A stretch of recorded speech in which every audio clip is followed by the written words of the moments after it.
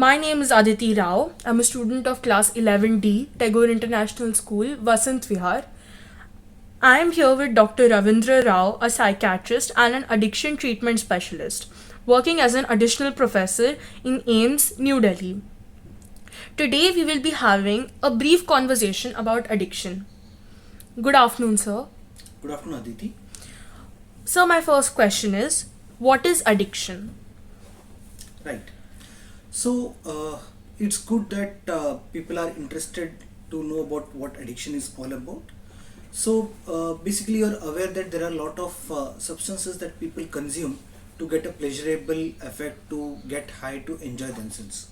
This may include what are available legally for this purpose, such as tobacco, for example, or alcohol, or even those which are sold illegally, such as cannabis, that is marijuana, or cocaine or amphetamines. Now, whichever these substances, and these are commonly called as drugs in layman terms. So, we will be using this term drugs only. So, when people consume these drugs, they usually consume it to get a high, to feel pleasurable, to enjoy themselves. Now, that happens in the initial stage where you decide when you have to take drugs, when, how much would you want to take, when would you want to stop, right? So that is the stage. That stage is not addiction. Addiction is when you start consuming these substances on a regular basis, on a daily or almost daily basis. And by consuming it on a daily or almost daily basis, you lose that control over the intake of that substance. So you lose control over when should I take this substance or not. So in a sense, you are compelled to take that substance. You lose control over how much should I take, or you lose control over when should I stop using these substances. So despite having problems in his life, in that person's life, be it on the physical front, psychological, work wise, family wise, or even with the police, despite having these problems, he is not able to put a stop, put a hold onto the use of those substances. That loss of control is what defines addiction. Right, sir. So, is every person who uses drugs an addict? That's a good question. So, no, not necessarily, right? So, many people use drugs. We are drugs in the sense of alcohol, for example. Many people use that, right? But the thing is that not every person who uses alcohol can be called as an addict. It doesn't mean to say that people who don't become addicted to any particular substance, they do not have harmful effect of these substances. For example, what I would mean to say is that supposedly if you are consuming alcohol once in a while, but if you are intoxicated with alcohol, then that also can lead to problems with you, right? So, for example, if you are intoxicated and driving, it may lead to road traffic accidents. You are intoxicated, you may behave in a such a way where you are not, which you will feel regretful of later. Right? So, even intake of these substances once in a while and these substances producing intoxication can also cause harms to you. But not every person who uses drug becomes an addict. Addiction is, we can say, is the last stage in the trajectory of a person who is using alcohol or other drugs. So that way, addiction is where you totally lose control. There is a sense of compulsion, and when a person doesn't lose control, he doesn't have a sense of compulsion, then that is not an addiction stage, but he still may be misusing the drug. He may having harmful consequences because of that drug. So, my next question is, why does one get addicted? And why do some people get addicted while others don't? Right. Okay. If you are looking for what is called as cause of addiction, so you don't have one single cause or reason why people become addicted. Like for example, why do people get malaria? Because there is a Plasmodium falciparum parasite which enters your body and it causes malaria. Why do people have COVID? Because of the COVID virus that is there, right?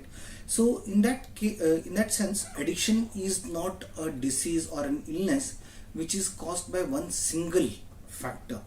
There are multiple factors, and multiple factors play a role in causing addiction. So when a person takes drugs, it is true that when you take any form of substance, psychoactive substances, so they enter your body, they go to your brain, and there they act on this pathway called as reward pathway or reward system, right?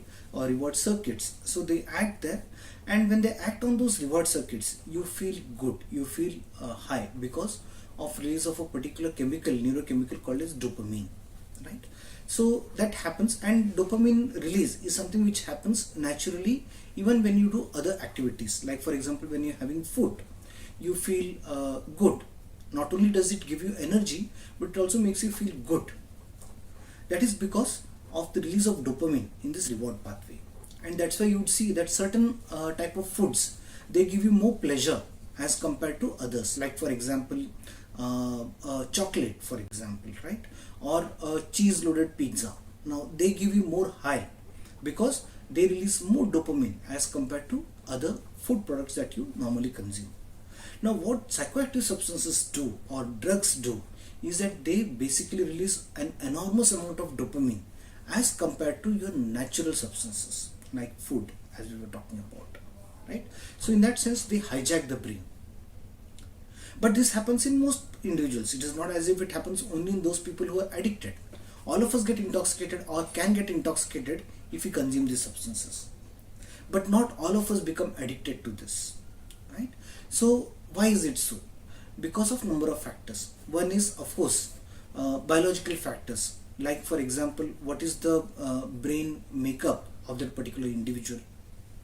What is the genetic makeup of that particular individual? Heredity also plays a role.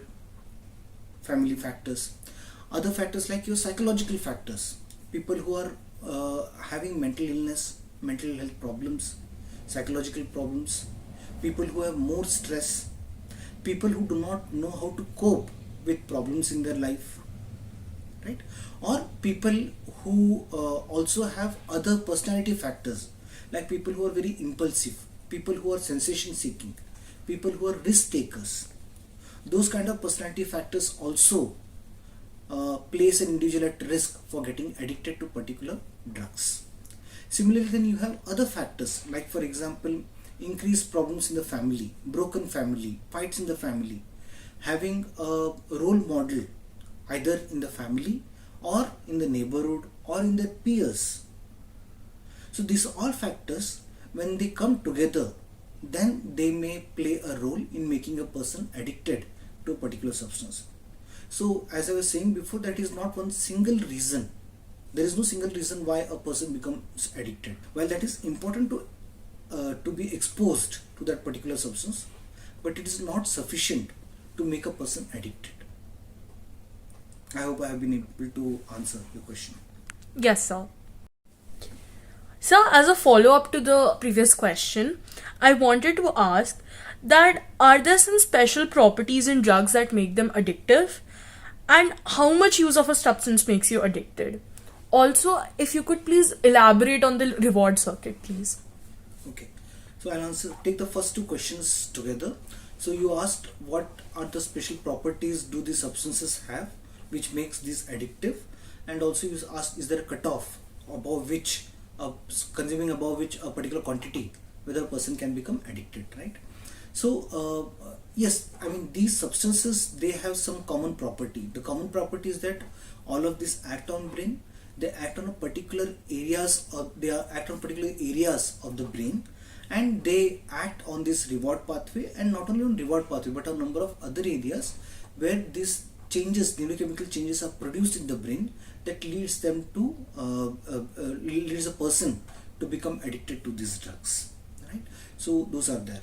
Now, is there a particular cutoff? No, there is no particular cutoff. Like for example, in alcohol, you know that there are various alcohol beverages, right, from beer, which is considered to have the lowest amount of alcohol, to say spirits such as whiskey or vodka, which is supposed to have the highest concentration of alcoholic beverage. Now people think that because beer has lower concentration of alcohol, it is safer, and spirits, because they have higher concentration of alcohol, it is not safe. Or vice versa as well, that people think that if I consume one glass of beer, it's okay, I should not be consuming one bottle of beer. What we need to understand that there is no particular cutoff below which a particular substance is safe or above which a particular substance is safe. That holds true for even a product which is available legally like alcohol. you would understand that for illegal products also the same holds true. So there is no particular cutoff. It depends upon how much you are consuming, how frequently are you consuming, in what pattern are you consuming. Like for example, in case of alcohol, if you consume one glass of beer within 5 minutes, vis-a-vis if you consume one glass of beer in 1 hour, the effects will be quite different. So what we need to understand, there is no particular cutoff above which or below which a person can become or cannot become addicted. So that was the question on substance and properties of substances. The second follow-up question that you had was about a reward circuit, right? So a reward circuit, basically there are particular areas of the brain which are connected to each other. For example, there are areas in the midbrain, and then there are areas in the frontal region of the brain. Like for example, there are some of the important areas are like amygdala, for example, anterior cingulate gyrus, which are part of basal ganglia, and then in the frontal region, the prefrontal cortex. Now, connections, neuronal connections between these areas of the brain is what is called as the reward circuit or reward pathway. So there is a pathway called as a mesocortical pathway. Meso is midbrain, cortical is the cortex or the frontal part of the brain. So connections between these, so when the substances you consume them, they act on these particular areas, which then release dopamine, and then you feel high or you get happy. So this is basically reward pathway. Thank you, sir. That was quite elaborative.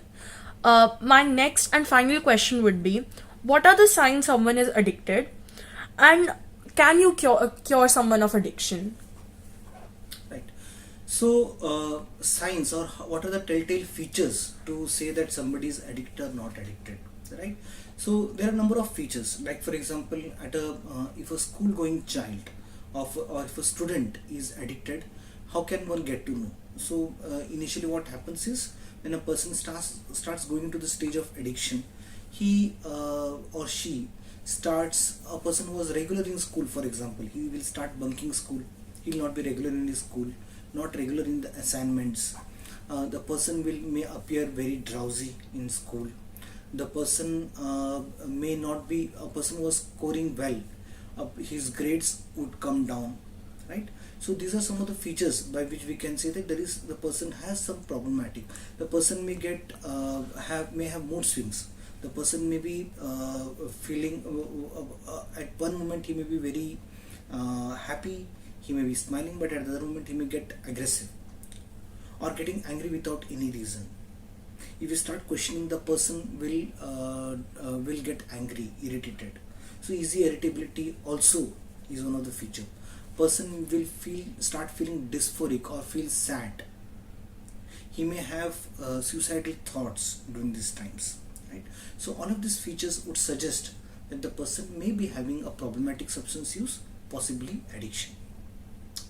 So how does one diagnose addiction? It is through history, through interview with a person who is addicted by a mental health professional. So it may be a counselor or a psychologist or psychiatrist who interviews the patient and is able to get to know whether this person is addicted to a particular substance or not. Right? Is addiction curable? Can it be cured? Cure is a big word in many illnesses, including in addiction. So we don't talk of cure, but we say that addiction is definitely treatable. Like any other chronic illnesses, like your diabetes, like your hypertension, like your cardiovascular problems, addiction can also be treated. How do we treat addictions? We treat addiction by a number of ways, including use of medicines, not only in the initial phase, but also when over a long period of time. We have medicines which can take care of the person's craving. We also do regular counseling or psychotherapy for the patient. We also enlist help of other people who are out of addiction. So support groups can be used to keep a person out of his addiction. So using this various pharmacological, psychological, social support, and of course the role of family, support of family is very important here.